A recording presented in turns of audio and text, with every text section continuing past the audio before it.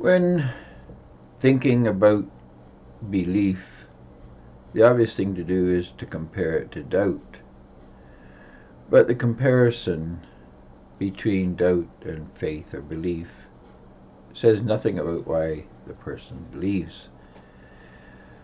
This comparison leaves the believer, the belief, open to the claim that the belief is unfounded.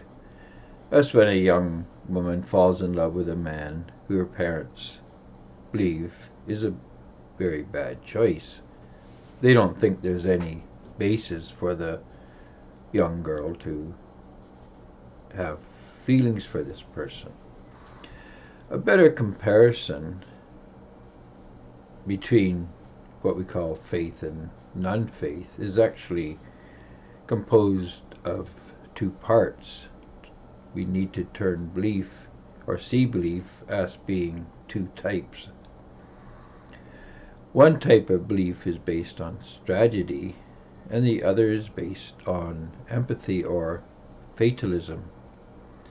Now, there are generals who focus on logistics, including the movement of troops through terrain and supplying them with the sufficient materials for an offensive. But there are others who plan based on what ought to be, or what they think ought to be, or what causes an emotional reaction in them. The latter believers are what we call fatalists, and fatalists often rely on gut feelings or a sense of destiny. But we believe that good strategy can always defeat fate. A strategist believes he can win because he has put the odds in his favor. He has done the work. Strategists systematically lay out the conditions in which a win can be secured. The fatalist believes he will win because of his own desire to win, which he believes he has transferred to the assets which he controls. Sometimes this is as simple as blowing on the dice in a game of chance and imbuing them with good luck. Sometimes it's just a matter of thinking that the cards are on your side.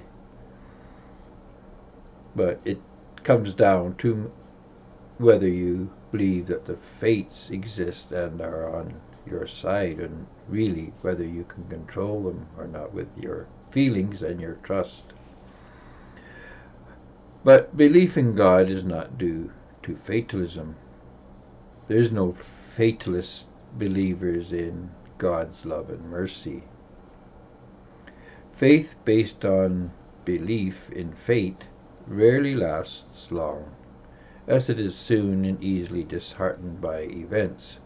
Being a fatalist rarely is borne out by events, especially in the long term. Strategy, on the other hand, takes one to God sooner or later. Eventually, if you think long and hard enough about what you ought to be doing, what gives you the best outcome, you'll come to a realization that belief in God does make sense. Strategic thinking, then, is a long-term and comprehensive, and the longer the timeline that you deal with, and the more comprehensive the strategy you work with, the more likely you are to arrive at God.